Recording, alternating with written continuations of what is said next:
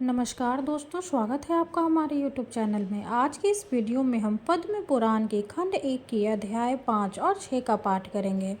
तो आइए पाठ शुरू करते हैं। अध्याय 5 इस प्रकार है।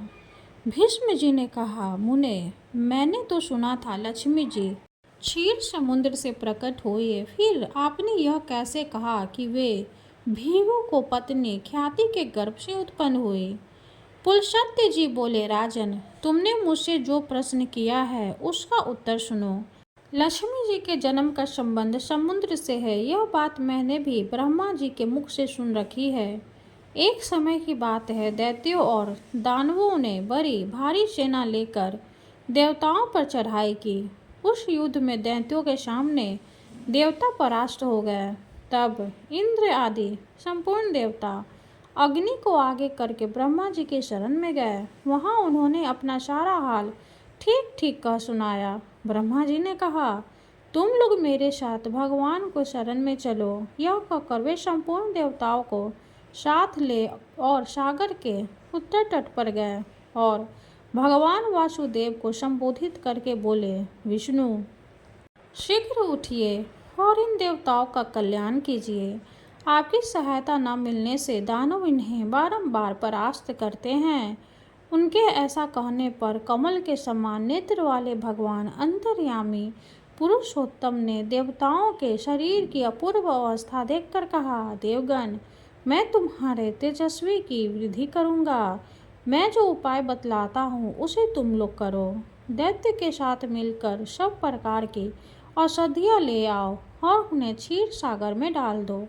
फिर मंदराचल को मथानी और वासुकी नाग को नेति रस्सी बनाकर समुद्र का मंथन करते हुए उससे अमृत निकालो। इस कार्य में मैं तुम लोगों की सहायता करूँगा। समुद्र का मंथन करने पर जो अमृत निकलेगा उसका पान करने से तुम लोग बलवान और अमर हो जाओगे। देवाधिदेव भगवान के ऐसा कहने पर संपूर्ण देवता दैत्यों के साथ संधि करके अमृत निकालने के प्रयत्न में लग गए। देव, दानव और दैत्य सब मिलकर सब प्रकार की औषधियों से आए और उन्हें क्षीर सागर में डालकर मंदराचल को मथानी एवं वासुकी नाग को नेति बनाकर बड़े वेग से मंथन करने लगे। भगवान विष्णु की प्रेरणा से सब देवता एक साथ रहकर वासुकी की पुच्छी की ओर हो गए और दैत्यों को उन्होंने वासुकी के सिर की ओर खड़ा कर दिया। भीष्म जी वासुकी के मुख की सांस तथा विषाग्नि से झुलस जाने के कारण सब दैत्य निस्तेज हो गए। क्षीर समुद्र के बीच में ब्रह्म वेदताओं में श्रेष्ठ भगवान ब्रह्मा तथा महातेजस्वी महादेव जी कच्छप रूपधारी श्री विष्णु भगवान की पीठ पर खड़े हो अपनी भुजाओं से कमल की भांति मंदराचलों को पकड़े हुए थे तथा स्वयं भगवान श्री हरि कूर्म रूप धारण करके क्षीर सागर के भीतर देवताओं और दैत्यों के बीच में स्थित थे। तदंतर सब देवता और दानवों ने क्षीर समुद्र का मंथन आरंभ किया। तब पहले उससे देव पूजित सुरभि का अभिपार्व हुआ, जो भविष्य की उत्पत्ति का स्थान मानी गई है। तत्पश्चात वारुणी यानी मदिरा देवी प्रकट हुई, जिसके मद भरे नेत्र घूम रहे थे। वह पग पग पर लड़खड़ाती चलती थी। उसे अपवित्र मानकर देवताओं ने त्याग दिया। तब वह असुरों के पास जाकर बोली, दानवों, मैं बल प्रदान करने वाली देवी हूँ, तुम मुझे ग्रहण करो। दैत्यों ने उसे ग्रहण कर लिया। इसके बाद पुनः मनयन आरंभ होने पर पारिजात कल्प वृक्ष उत्पन्न हुआ, जो अपनी शोभा से देवताओं का आनंद बढ़ाने वाला था। तदंतर 60 करोड़ अप्सराएं प्रकट हुए, जो देवता और दानवों की सामान्य रूप से भोग्या है। जो लोग पुण्य कर्म करके देवलोक को जाते हैं, उनका भी उनके ऊपर सम्मान अधिकार होता है। अप्सराओं के बाद शीतल करने वाले चंद्रमा प्रादुर्भाव हुआ, जो देवताओं को आनंद प्रदान करने वाले थे। उन्हें भगवान शंकर अपने लिए मांगते हुए कहा, देवताओं, ये चंद्रमा मेरी जटाओं के आभूषण होंगे, अतः मैंने इन्हें ले लिया। ब्रह्मा जी ने बहुत अच्छा कहकर शंकर जी की बात अनुमोदन किया। तत्पश्चात कालकूट नामक भयंकर विष प्रकट हुआ। उससे देवता और दानव सबको बड़ी पीड़ा हुई। तब महादेव जी ने स्वेच्छा से उस विष को लेकर पी लिया। उसके पीने से उनके कंठ में काला दाग पड़ गया। तभी से वे महेश्वर नीलकंठ कहलाने लगे। क्षीर सागर से निकलते हुए उस विष का जो अंश पीने से बच गया था, उसे नागों यानी सर्पों ने ग्रहण कर लिया। तदंतर अपने हाथ में अमृत से भरा हुआ कमंडलू लिए धन्वंतरी प्रकट हुई। वे श्वेत वस्त्र धारण किए हुए थे। वैधराज के दर्शन से सबका मन स्वस्थ एवं प्रसन्न हो गया। इसके बाद उस समुद्र से उच्चैश्रवा घोड़ा एवं ऐरावत नामक हाथी, ये दोनों क्रमशः प्रकट हुए। इसके पश्चात क्षीर सागर से लक्ष्मी देवी का प्रादुर्भाव हुआ, जो खिले हुए कमल पर विराजमान थी और हाथ में कमल लिए थी। उनकी प्रभा चारों ओर छिटक रही थी। उस समय महर्षियों ने श्री सूक्त का पाठ करते हुए बड़ी प्रसन्नता के साथ उनका स्तोत्र किया। साक्षात क्षीर समुद्र से दिव्य स्वपुरुष के रूप में प्रकट होकर लक्ष्मी जी को एक सुंदर माला भेंट की, जिसके कमल कभी मुरझाते नहीं थे। विष के कर्मा ने उनके समस्त अंगों में आभूषण पहना दिए। स्नान के पश्चात दिव्य माला और दिव्य वस्त्र धारण करके जब वे सब प्रकार के आभूषणों से विभूषित हुई, तब इंद्र आदि देवता तथा विद्याधर आदि ने भी उन्हें प्राप्त करने की इच्छा की। तब ब्रह्मा जी ने भगवान विष्णु से कहा, वासुदेव, मेरे द्वारा दी हुई इस लक्ष्मी देवी को आप ही ग्रहण करें। मैंने देवताओं और दानवों को मना कर दिया है, वे इन्हें पाने की इच्छा नहीं करेंगे। आपने जो स्थिरता पूर्वक इस समुद्र मंथन के कार्य को संपन्न किया है, इससे आप पर मैं बहुत संतुष्ट हूँ। यूँ कहकर ब्रह्मा जी लक्ष्मी जी से बोले, देवी, तुम भगवान केशव के पास जाओ। मेरे लिए बहुत पति को पाकर अनंत वर्षों तक आनंद का उपभोग करो।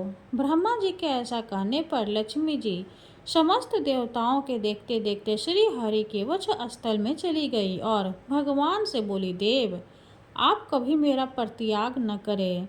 संपूर्ण जगत के प्रियतम, मैं सदा आपके आदेश का पालन करती हूँ। आपके वक्षस्थल में निवास करूँगी। यह कहकर लक्ष्मी जी ने कृपापूर्ण दृष्टि से देवताओं की ओर देखा। इससे उन्हें बड़ी प्रसन्नता हुई। इधर लक्ष्मी से परित्यक्त होने पर देवताओं को बड़ा उद्वेग हुआ। उन्होंने झटपट धन्वंतरी के हाथ से अमृत का पात्र छीन लिया। तब विष्णु ने माया से सुंदरी स्त्री का रूप धारण करके देवताओं को लुभाया और उनके निकट जाकर कहा, यह अमृत का कमंडलू मुझे दे दो। उस त्रिभुवन सुंदरी रूपवती नारी को देखकर दैत्यों का चित्त काम के विभूषित हो गया। उन्होंने चुपचाप वह अमृत उस सुंदरी के हाथ में दे दिया और स्वयं उसका मुंह ताकने लगे। दानों से अमृत लेकर भगवंत ने देवताओं को दे दिया और इंद्र आदि देवता तत्काल उस अमृत को पी गए। यह देख दैत्यगण भांति भांति के अस्त्र शस्त्र और तलवार से हाथ में लेकर देवताओं पर टूट पड़े, परंतु देवता अमृत पीकर बलवान हो चुके थे। उन्होंने दैत्य सेना को परास्त कर दिया। देवताओं की मार पड़ने पर दैत्यों ने भागकर चारों दिशाओं की शरण ली और कितने ही पाताल में घुस गए। तब संपूर्ण देवता आनंद मग्न हो शंख, चक्र और गदा धारण करने वाले भगवान श्री विष्णु को प्रणाम करके स्वर्ग लोक को चले गए। तब से सूर्य देव की प्रभा स्वच्छ हो गई। वे अपने मार्ग से चलने लगे। भगवान अग्निदेव भी मनोहर तृप्ति से युक्त हो प्रज्वलित होने लगे। तब सब प्राणियों का मन धर्म में संलग्न होने लगा। भगवान विष्णु से सुरक्षित होकर समस्त त्रिलोके श्री संपन्न हो गई। उस समय समस्त लोकों की धारण करने वाले ब्रह्मा जी ने देवताओं से कहा, देवगण, मैंने तुम्हारी रक्षा के लिए भगवान श्री विष्णु को तथा देवताओं के स्वामी उमापति महादेव जी को नित्य किया है।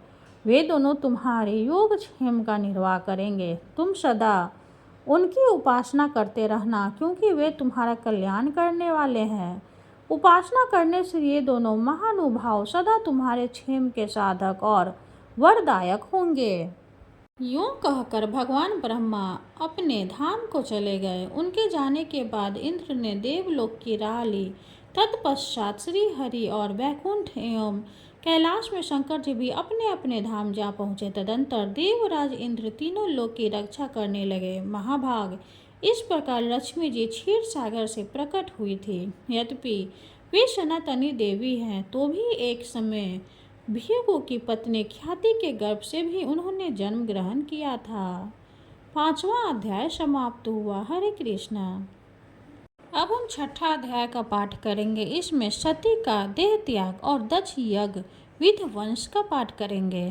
तो आइए पाठ शुरू करते हैं। भीष्म जी ने पूछा, ब्राह्मण, दक्ष कन्या सती तो बड़ी शुभ लक्षणा थी, उन्होंने अपने शरीर का त्याग क्यों किया तथा भगवान रुद्र ने किस कारण से दक्ष के यज्ञ का विध्वंस किया। पुलस्त्य जी ने कहा, भीष्म, प्राचीन काल की बात है। दक्ष ने गंगा द्वार में यज्ञ किया। उसमें देवता, असुर, पितर और महर्षि सब बड़ी प्रसन्नता के साथ पधारे। इंद्र सहित देवता, नाग, यक्ष, गरुड़, लताएं, औषधिया, कश्यप, भगवान अत्रि, मैं, पुलह, ऋतु, पाचेतस, होता, अर्धायु, उद्रात और ब्रह्मा, इन चारों के द्वारा अंगिरा तथा महातपस्वी वशिष्ठ जी भी उपस्थित हुए। वहां सब ओर से बराबर वेदी बनाकर उसके ऊपर चातुर्होत्रीय स्थापना हुई। उस यज्ञ में महर्षि वशिष्ठ, होता, अंगिरा, अर्धायु, बृहस्पति, उद्राता तथा नारद जी ब्रह्मा हुए। जब यज्ञ कर्म आरंभ हुआ और अग्नि में हवन होने लगा, उस समय तक देवताओं के आने का क्रम जारी रहा। स्थावर और जंगम सभी प्रकार के प्राणी वहां उपस्थित थे। इसी प्रकार ब्रह्मा जी अपने पुत्रों के साथ आकर यज्ञ के सभासद हुए तथा साक्षात भगवान श्री विष्णु भी यज्ञ की रक्षा के लिए वहां पधारे। 8 वासु, 12 आदित्य, दोनों अश्विनी कुमार, 49 मरुदन तथा 14 मनु भी वहां आए थे। इस प्रकार यज्ञ होने लगा। अग्नि में आहुतियां पड़ने लगी। वहां भक्ष्य भोज सामग्री का बहुत ही सुंदर और भारी ठाट बाट था। ऐश्वर्य की पराकाष्ठा दिखाई देती थी। चारों ओर से 10 योजन भूमि यज्ञ के समारोह से पूर्ण थी। वहां एक विशाल वेदी बनाई गई थी जहां सब लोग एकत्रित थे। शुभ लक्षण सीत ने इस सारे आयोजनों को देखा और यज्ञ में आए हुए इंद्र आदि संपूर्ण देवताओं को लक्ष्य किया। इसके बाद वे अपने पिता से विनय युक्त वचन बोली। सती ने कहा, पिताजी, आप ही यज्ञ में संपूर्ण देवता और ऋषि पधारे हैं। देवराज इंद्र अपनी धर्मपत्नी सची के साथ ऐरावत पर चढ़कर आए हैं। पापियों का दमन करने वाले तथा धर्मावताओं के रक्षक परम धार्मिक यमराज भी घूमोकिन तथा दृष्टिगोचर हो रहे हैं। जल जंतुओं के स्वामी वरुण देव अपनी पत्नी गौरी के साथ इस यज्ञ मंडल में सुशोभित हैं। यक्षों के राजा कुबेर भी अपनी पत्नी के साथ आए हैं।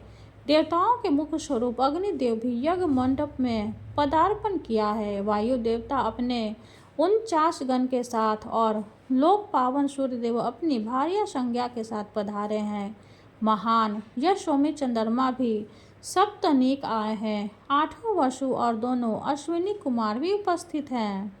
इनके सिवा वृक्ष, वनस्पति, गंधर्व, अप्सराएं, विद्याधर, भूतों के समुद्र, बेताल, यक्ष, राक्षस, भयंकर कर्म करने वाले पिशाच तथा दूसरे प्राणधारी जीव भी यहाँ मौजूद है। भगवान कश्यप शिष्यों सहित वशिष्ठ जी, पुलत्स्य, पुलह, सनकादि महर्षि तथा भूमंडल के समस्त पुण्य आत्मा राजा यहाँ पधारे हैं। अधिक क्या कहूँ, ब्रह्मा जी को बनाई हुई सारी सृष्टि ही यहाँ आ पहुँची है। ये हमारी बहनें हैं, ये भांजे हैं और ये बहनोई हैं। ये सब के सब अपनी अपनी स्त्री, पुत्र और बांधों के साथ यहाँ उपस्थित दिखाई देते हैं। आपने दान मनादि के द्वारा इन सब का यथावत सत्कार किया। केवल मेरे पति भगवान शंकर ही इस यज्ञ मंडल में नहीं पधारे हैं। उनके बिना यह सारा आयोजन मुझे सूना सा ही जान पड़ता है। मैं समझती हूँ आपने मेरे पति को निमंत्रित नहीं किया है। निश्चय ही आप उन्हें भूल गए हैं। इसका क्या कारण है? मुझे सब बातें बतलाइए। पुलस्त्य जी कहते हैं, प्रजापति दक्ष ने सती के वचन सुने। सती उन्हें प्राणों से भी बढ़कर प्रिय थी। उन्होंने पति के स्नेह में डूबी हुई परम सौभाग्यवती पतिव्रता सती को गोद में बिठा लिया और गंभीर होकर कहा, बेटी सुनो, जिस कारण से आज मैंने तुम्हारे पति को निमंत्रण नहीं किया है वह सब ठीक ठीक बताता है। वे अपने शरीर में लाठ लपेटे रखे हैं, त्रिशूल और दंड लिए नंग धरन सदा शमशान भूमि में ही विचरा करते हैं। व्याघ्र चर्म पहनते और हाथी का चमड़ा ओढ़ते हैं। कंधे पर नर मुंडोली की माला और हाथ में खटवांग, यही उनके आभूषण है। वे नागराज वासुकी को योग्य पति को रूप में धारण किए रहते हैं और इसी रूप में वे सदा इस पृथ्वी पर भ्रमण करते हैं। इसके सिवा और भी बहुत से घृणित कार्य तुम्हारे पति देवता करते रहते हैं। यह सब मेरे लिए बड़ी लज्जा की बात है। भला इन देवताओं के निकट वे उस अभद्र वेश में कैसे बैठ सकते हैं? जैसा उनका वस्त्र है उसे पहनकर वे इस यज्ञ मंडल में आने योग्य नहीं है। बेटी, इन्हीं दोषों के कारण तथा लोक लज्जा के भय से मैंने उन्हें नहीं बुलाया। जब यज्ञ समाप्त हो जाएगा तब मैं तुम्हारे पति को ले आऊँगा और त्रिलोक की मैं सबसे बढ़ चढ़कर उनकी पूजा करूँगा। साथ ही तुम्हारा भी यथावत सत्कार करूँगा। अतः इसके लिए तुम्हें खेद या क्रोध नहीं करना चाहिए। भीष्म प्रजापति दक्ष के ऐसा कहने पर सती को बड़ा शोक हुआ। उनकी आंखें क्रोध से लाल हो गई। वे पिता की निंदा करती हुई बोली, तात, भगवान शंकर ही संपूर्ण जगत के स्वामी है। वे ही सबसे श्रेष्ठ माने गए हैं। समस्त देवताओं जो ये उत्मोत्तक स्थान प्राप्त हुए हैं, ये सब परम बुद्धिमान महादेव जी के ही दिए हुए हैं। भगवान शिव में जितने गुण हैं उनका पूर्णतः वर्णन करने में ब्रह्मा जी की जिला भी समर्थ नहीं है। वे ही सबके धाता और विधाता हैं। वे ही दिशाओं के पालक हैं।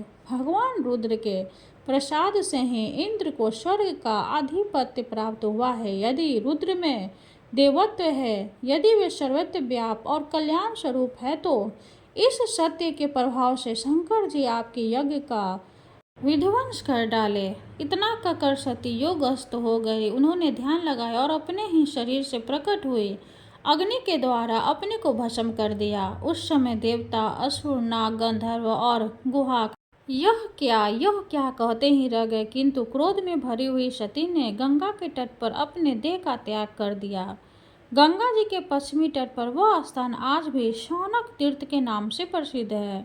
भगवान रुद्र ने जब यह समाचार सुना तब अपनी पत्नी की मृत्यु से उन्हें बड़ा दुख हुआ और उनके मन में समस्त देवताओं को देखते देखते उसको नष्ट कर डालने का विचार उत्पन्न हुआ। फिर तो उन्होंने दक्ष यज्ञ का विनाश करने के लिए करोड़ों गणों को आज्ञा दी। उनमें विनायक संबंधी ग्रह, भूत, प्रेत तथा पिशाच सब थे। डप में पहुंचकर उन्होंने सब देवताओं को परास्त किया और उन्हें भगाकर उस यज्ञ को तहस नहस कर डाला। यज्ञ नष्ट हो जाने से दक्ष का सारा उत्साह जाता रहा। वे उद्योग शून्य होकर देवादिदेव पिनाकधारी भगवान शिव के पास डरते डरते गए और इस प्रकार बोले, देव, मैं आपके प्रभाव को नहीं जानता था। आप देवताओं के प्रभु और ईश्वर हैं। इस जगत के अधीश्वर भी आप ही हैं। आपने संपूर्ण देवताओं को जीत लिया है। महेश्वर, आप मुझ पर कृपा कीजिए और अपने आप गण को लौटाइए। दक्ष प्रजापति ने भगवान शंकर की शरण में जाकर जब इस प्रकार उनकी स्तुति और आराधना की तब भगवान ने कहा, प्रजापते, मैंने तुम्हें यज्ञ का पूरा फल दे दिया। तुम अपनी संपूर्ण कामनाओं की सिद्धि के लिए यज्ञ का उत्तम फल प्राप्त करोगे। भगवान के ऐसा कहने पर दक्ष ने उन्हें प्रणाम किया और सब गणों के देखते देखते वे अपने निवास स्थान को चले गए। उस समय भगवान शिव अपनी पत्नी के वियोग से गंगा द्वार में ही जाकर रहने लगे। हाय मेरी प्रिय कहाँ चली गई, इस प्रकार कहते हुए वे सदा सती के चिंतन में लगे रहते थे। तदंतर एक दिन देवर्षि नारद महादेव जी के समीप आए और इस प्रकार बोले, देवेश्वर, आपकी पत्नी सती देवी जो आपको प्राणों के समान प्रिय थी, देह त्याग के पश्चात इस समय हिमवान की कन्या होकर प्रकट हुई है। मेना के गर्भ से उनका अविर्भाव हुआ है। वे लोक के तात्विक अर्थ को जानने वाली थी। उन्होंने इस समय दूसरा शरीर धारण किया है। नारद जी की बात सुनकर महादेव ने ध्यानस्थ हो देखा कि सती अवतार ले चुकी है। इससे उन्होंने अपने को कृत्य माना और स्वतचित होकर रहने लगे। फिर जब पार्वती देवी यौनावस्था को प्राप्त हुई तब शिव जी ने पुनः उनके साथ विवाह किया। भीष्म, पूर्व काल में जिस प्रकार दक्ष का यज्ञ नष्ट हुआ था उसका इस रूप में मैंने तुमसे वर्णन किया है। 6वां अध्याय समाप्त हुआ। हर हर महादेव। अब हम श्री सूर्य देव चालीसा का पाठ करेंगे और सूर्य देव की आरती करेंगे। कनक बदन कुंडल मकर मुक्ता माला अंग पद्मासन स्थित ध्याय शंख चक्र के संग।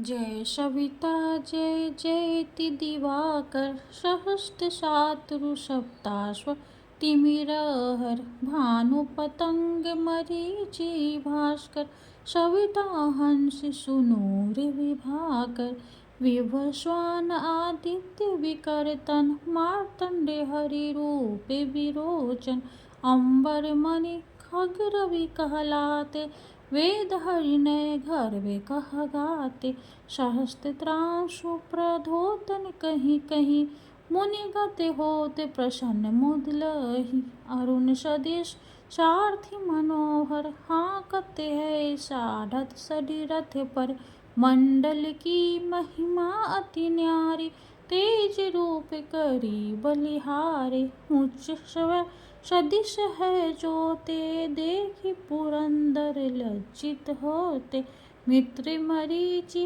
भानु अरु भास्कर सविता सूर्य अर्के खग कलिकर पूषा रवि आदित्य नाम मिले हरि ने गर्भाय नम कहीं के द्वादश नाम प्रेम सो गावे मस्तक 12 बार नावावे चारे पदार्थ जन सो पावे दुख दरिद्र अघ पुंज नसावे नमस्कार को चमत्कार यह विधि हरि हरि को कृपा सारे यह सेवे भानु तुम ही मन लाई अष्ट सिद्धि 9 निधि तेहि पाई 12 नाम उच्चारण करते सहस्र जन्म के पातक रटते उपाख्यान जो करते तव जन रिपुसो जम लहते सुत ही छन धन सुत जूत परिवार बढ़तु है प्रबल मोह को फंद कटतु है और के शिष्य को रक्षा करते रवि ललाटे पर नित्य विहरते सूर्य नेत्र पर नित विराजत कर्ण देश पर दिन करे छाजत भानु नासिका वास कर हूँ नित्य भास्कर करत सदा मुख को हित होठ रहे प्रजन्य हमारे रसना बीच तीक्ष्ण बस प्यारे कंठ सुवर्ण रेत की शोभा तिक में तेजस कांधे लोभा पुषाम बाहु मित्र पिठी पर त्वष्टा वरुण रहत सुसुवकर युगल हाथ पर रक्षा कारण भानुमान उर शर्म सु उदय चर बसत नाभि आदित्य मनोहर कटमी मह रहत मन मुद भर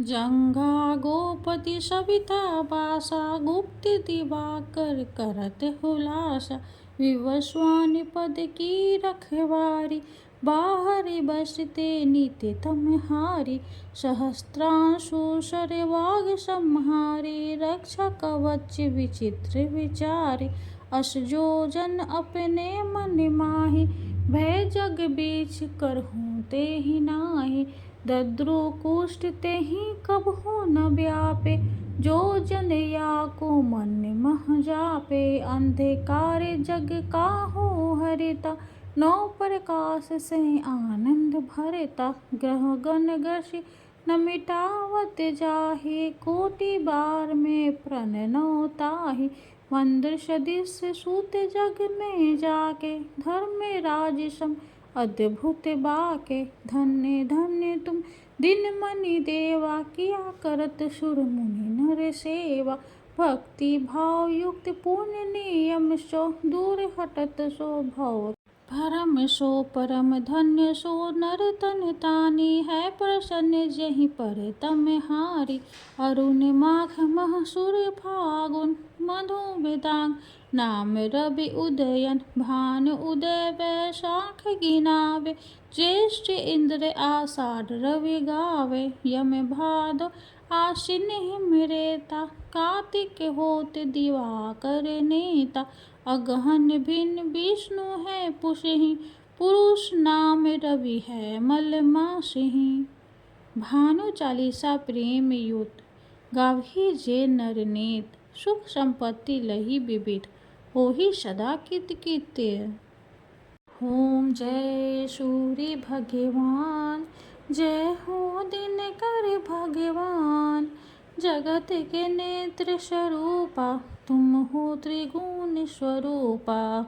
धरत सभी तब ध्यान। ओम जय सूर्य भगवान ओम जय सूर्य भगवान। सारथी अरुण है प्रभु तुम श्वेत कमल धारी। तुम चार भुजाधारी अश्व है सात तुम्हारे। कोटि किरण पासारे तुम हो देवी महान।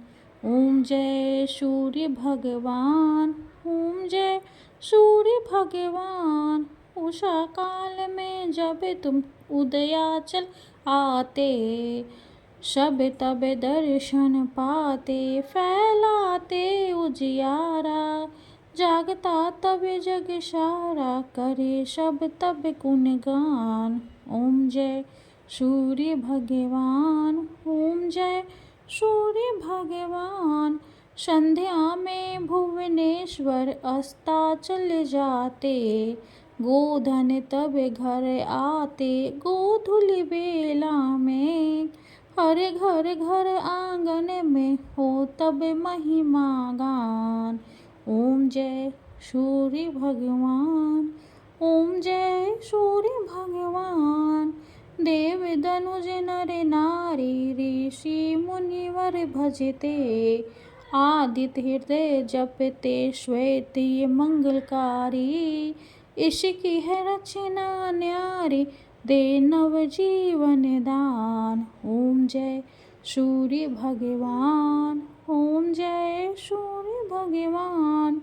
तुम हो त्रिकाल रचयिता तुम जग के आधार।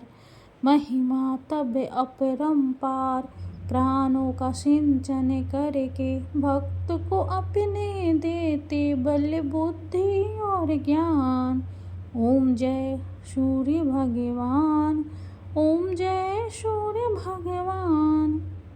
भूचर जलचर खेचर सबके हो प्राण तुम्ही। सब जीवों के प्राण तुम्ही वेद पुराण बखाने। धर्म सभी तुम्हें माने तुम्हें सर्वशक्तिमान। ओम जय सूर्य भगवान ओम जय सूर्य भगवान। पूजन करती दिशाएं पूजे 10 दिक्पाल। तुम भुवनों के प्रतिपाल ऋतु में तुम्हारी दासी। तुम शाश्वत अविनाशी शुभकारी अंशुमान। ओम जय सूर्य भगवान ओम जय सूर्य भगवान। जय हो दिनकर भगवान। जगत के नेत्र स्वरूपा तुम हो त्रिगुण स्वरूपा। धरत सभी तब ध्यान। ओम जय सूर्य भगवान ओम जय सूर्य भगवान। सूर्य भगवान की जय हो। वीडियो अगर अच्छी लगे तो लाइक कर दे चैनल को सब्सक्राइब कर दे। धन्यवाद।